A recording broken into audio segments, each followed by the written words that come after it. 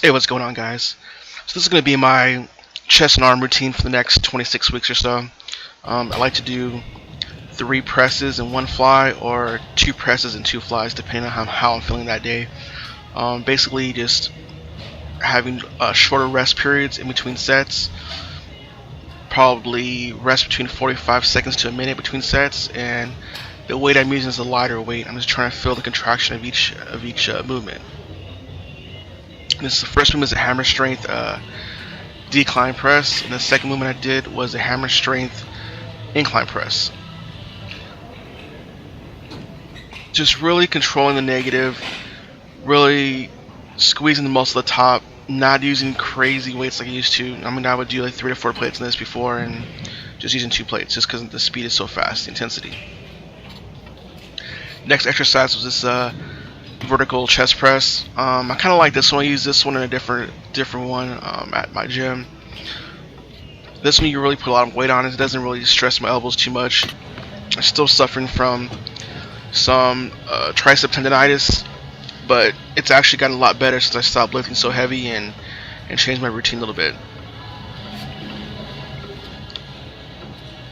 After this, I did a seated free motion fly. Same thing with this one. I really like to feel the peak contraction at the top, and actually in the top of the movement I like to pronate my hands to get a full contraction of my pecs. I don't really get a deep stretch, just enough to where once I feel my shoulders kick in, then I know I've gone far enough in my stretch. I don't want the shoulders to take over the movement.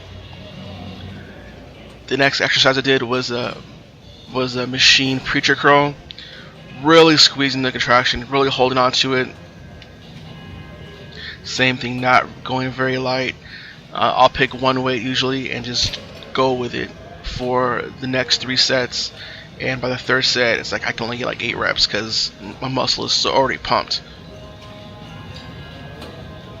Next one I did was a seated free motion curl. I'll usually do these, or I will do seated dumbbell curls, not alternating, but that's at the same time.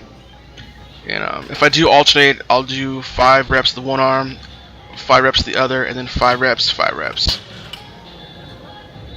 Those I get a really good pump out of this machine. This machine is the constant tension in the machine. It feels really good. So I did 2 bicep movements. Now I went on to triceps. I did a tricep dip machine.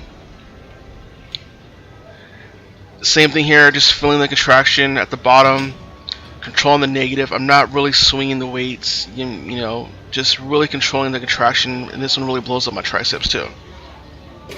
The next movement I did was a easy bar cable overhead extension, getting a good enough stretch on my triceps and then squeezing at the top.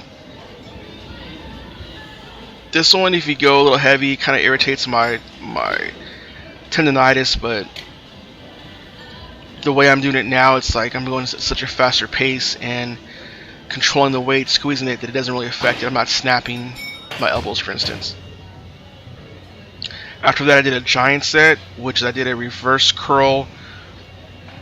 Then after I'm done with the reverse curl, I change it into a wrist curl. This is my finishing movement for biceps.